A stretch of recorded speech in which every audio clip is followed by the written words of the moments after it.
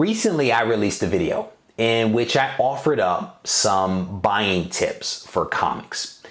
And I wanted to do a follow-up video, one that is really designed for the speculators out there, or the would-be speculators.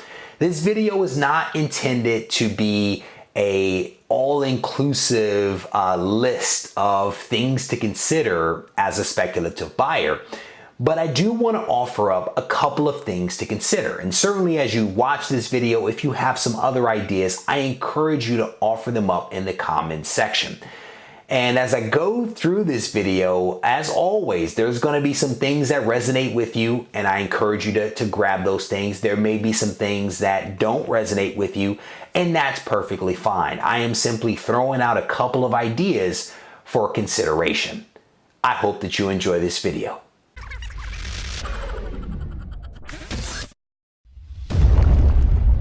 As I mentioned in the intro, this video is really designed for the speculators out there, or the would-be speculators.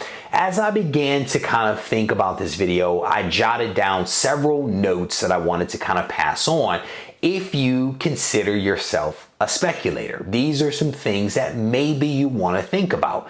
Maybe there's some things that you're already doing now that you can kind of add to the dialogue and to the discussion. So I definitely encourage you to offer those things up for consideration. And as always, as I mentioned in the intro, maybe there's some things here that resonate with you. Maybe there's some things that don't. That is okay, because this is all about having a discussion and a dialogue.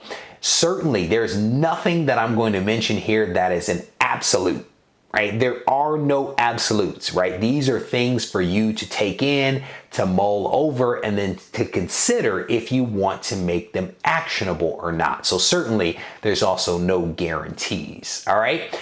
So the first thing that I wanted to kind of mention, if you're a speculative buyer, is to look for those books that have relatively low print runs, right? With anything, scarcity drives up value.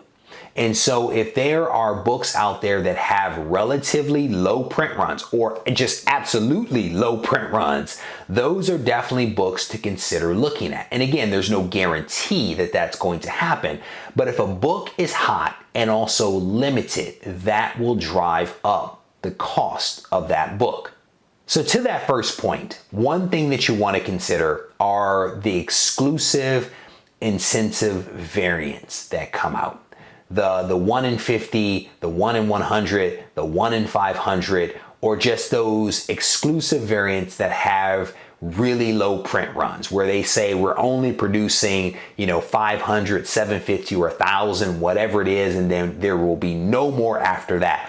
Those are the types of books that you want to look for. And yes, you are going to pay, in many cases, a premium for those books, but there is also a higher chance or likelihood that that book could also go up in value as well. So it also speaks to the scarcity, because if it's a hot book and there's only a handful of them out there, then that increases the likelihood that that book could be worth something down the road. Sticking with that theme of low run, exclusive variants, there are also some well-known artists out there that you probably want to stick with, right? If there is a cover artist that is known for producing books that tend to be very expensive, then why not buy that book from that artist, knowing that, if the past is any indicator of the future, there's some magic that is likely to happen.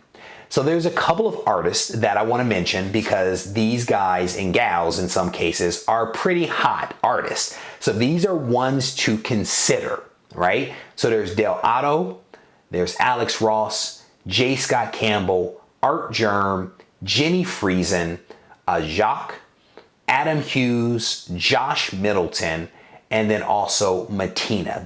There's just a couple of well-known artists that are typically associated with pricey books, especially more modern pricey books. So just a couple of things to consider there.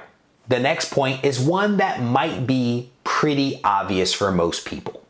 Anything that is green lit for a TV show or a movie is something to consider picking up. Those books are more likely to actually go up in value or to be worth something down the road if they ever become a TV show, become a movie, or if even the character appears in another movie. And so the secret here is to kind of do your research, something that I've talked about in previous videos. Do your research, stay abreast of current trends, tap into the websites that break the news about, upcoming movies and also, TV shows that have been greenlit so that you can be ahead of the curve, right? You may not know ahead of time, but maybe as soon as it's announced, you can be, on it, buy that book if you don't already have it, and then do whatever it is that you would choose to do with that book, whether it be to hold it for the movie or the TV show to actually appear, or to turn around and put that book up for sale.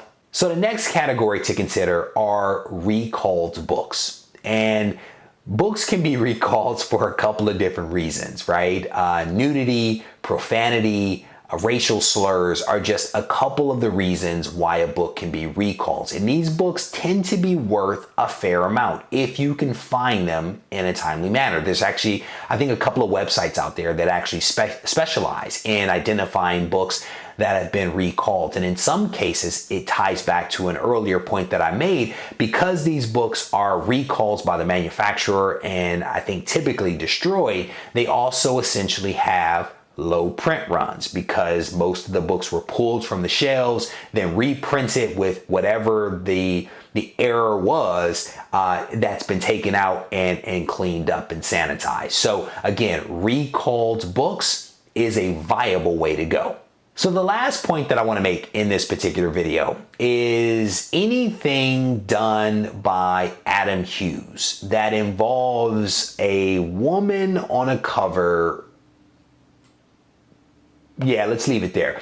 Adam Hughes is known for doing really nice female figures. And so if he is doing a book of a woman and she's on the cover, that is probably something that you want to pick up. And we are going to leave it there because this is a family-friendly channel. So again, these are just a couple of things for you to think about if you do consider yourself to be a speculative buyer or want to be a speculative buyer. This is not an exhaustive list of everything to consider. It's just a couple of things that you might want to think about if you want to pick up a book to sell.